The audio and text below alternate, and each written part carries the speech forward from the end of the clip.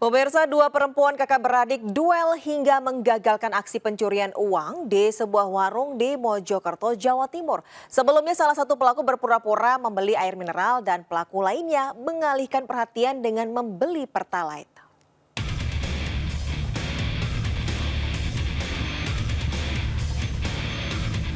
Setelah sempat berduel di tengah jalan, dua orang perempuan kakak beradik berhasil menangkap pelaku pencurian uang di sebuah warung di Desa Widorejo, Kecamatan Kutorejo, Kabupaten Mojokerto. Pelaku pun langsung dibawa perangkat desa ke Polsek Kutorejo, Mojokerto untuk menjalani pemeriksaan.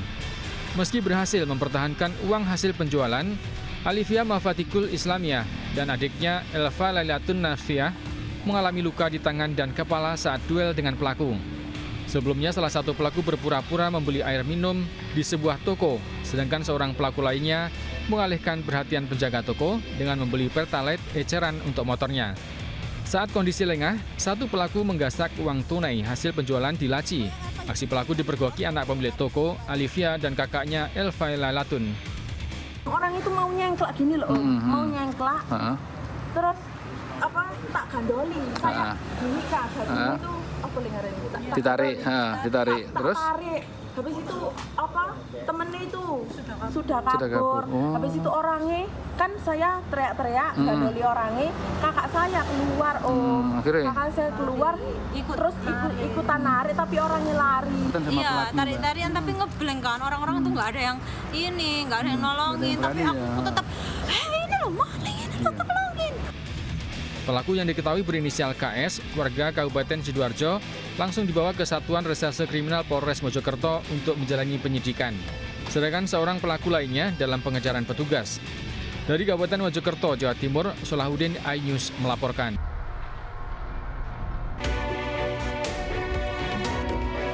Pohon tumbang menimpa kanopi masjid hingga ambruk di kawasan Padalarang, Kabupaten Bandung Barat, Jawa Barat. Peristiwa ini terjadi saat hujan deras disertai angin kencang melanda kawasan itu. Angin kencang juga memporak-porandakan sejumlah rumah warga. Beruntung tidak ada korban jiwa maupun luka dalam peristiwa tersebut. Meski demikian, ada satu unit sepeda motor ikut tertimpa. Pasca peristiwa itu, warga bergotong royong membersihkan rumah mereka yang poranda.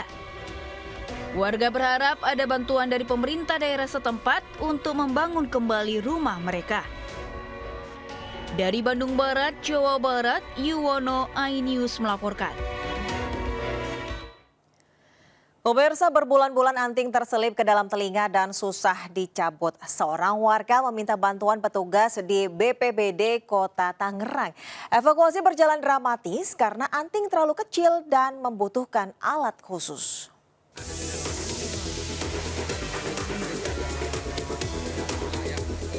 Petugas damkar ini berupaya mencopot anting yang sudah berbulan-bulan terselip di telinga Lydia, warga Cibodas, Tangerang, Banten.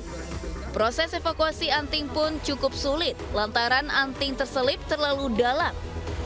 Dengan alat khusus 3 jam berlangsung, petugas berhasil melepas anting tersebut. Sebelumnya, Lydia merasa tidak nyaman akibat anting yang sudah 5 bulan menusuk di telinganya tidak bisa dilepas secara mandiri. Ia pun memberanikan diri untuk meminta pertolongan petugas damkar dengan mendatangi kantor UPT Cibodas. Kesulitannya ya ada sih, kadang susah dicopot. Tapi overall baik-baik semua petugasnya. Tiba-tiba ini nggak mau dilepas, jadi saya biarin aja. Contohnya itu terlalu masuk. Sementara BPBD Kota Tangerang mengimbau masyarakat agar tidak ragu untuk menghubungi petugas damkar jika mengalami situasi darurat. Dari Tangerang, Banten, Sukron iNews melaporkan. Seekor ular sanca kembang berukuran besar merayap ke pemukiman warga di Jalan Pademangan 4, Pademangan, Jakarta Utara. Warga yang resah akhirnya meminta bantuan damkar untuk mengevakuasi ular tersebut. Ini nih, ular segede bayi. Warga dihebohkan kemunculan seekor ular besar di sebuah rumah warga di Jalan Pademangan 4, Jakarta Utara. Ular berukuran besar ini membuat warga khawatir karena banyak anak-anak yang bermain di kawasan ini. Warga yang resah kemudian meminta bantuan petugas pemadam kebakaran untuk mengevakuasi ular tersebut. Saat ditangkap petugas, ular itu sempat bersembunyi di balik meja kayu di depan rumah warga. Menurut keterangan warga, ular kerap muncul karena permukiman mereka bersebelahan dengan aliran kali. Ular kemudian dievakuasi pos damkar Pademangan dan nantinya akan diserahkan ke Balai Konservasi Sumber Daya Alam Jakarta. Dari Jakarta, Sofyan Firdaus, iNews melaporkan. Kita ke informasi selanjutnya, pemirsa. Memperingati Hari Kartini, Pemprov DKI Jakarta menggratiskan tarif angkutan umum khusus bagi perempuan. Untuk mendukung kebijakan ini, gerbang khusus perempuan disediakan di setiap halte ataupun stasiun. Tepat di Hari Kartini yang jatuh pada hari ini tanggal 21 April 2025, Pemprov Jakarta menggratiskan tarif transportasi umum di Jakarta. Mulai dari Transjakarta dan semua sistem di dalamnya, kemudian ada MRT dan juga LRT. Dan saya saat ini berada di halte Transjakarta Cawang Sentral. Dan saya sebagai perempuan juga memperingati Hari Kartini, saya akan ajak Anda untuk masuk ke halte Transjakarta di sini.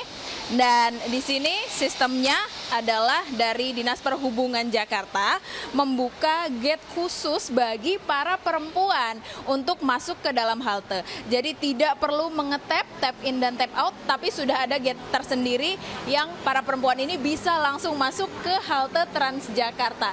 Dan ini tentu saja program ini disambut baik oleh para masyarakat, khususnya para perempuan yang hari ini juga memperingati Hari Kartini dengan harapan para perempuan di Indonesia bisa semakin bersinar dan juga semakin maju. Dari Jakarta, Jen Cahyani bersama juru kamera Raga Firdaus, iNews melaporkan. Sebuah toko jadi korban penipuan modus menggunakan QRIS palsu di Semarang, Jawa Tengah. Dalam aksinya, pelaku membawa kabur 2 kaos lengan panjang, minyak wangi, dan uang Rp50.000.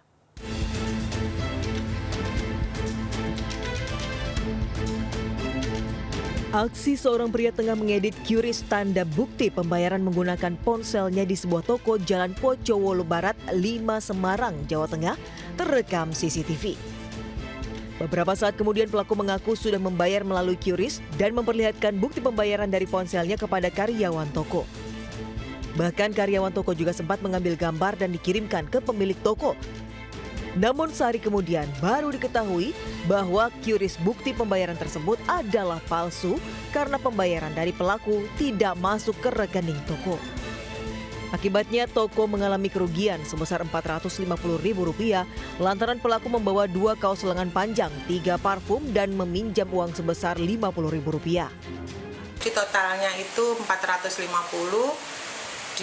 Dia bilang ini sudah masuk ya Bu, saya foto itu, saya percaya aja. Besoknya bos telepon saya, kok QRIS-nya kemarin orang belanja itu bayar pakai QRIS apa ini BNI, tapi tidak ada masuk. Pemilik toko belum melaporkan peristiwa ini ke pihak kepolisian, namun diduga pelaku sudah melakukan aksinya di beberapa tempat.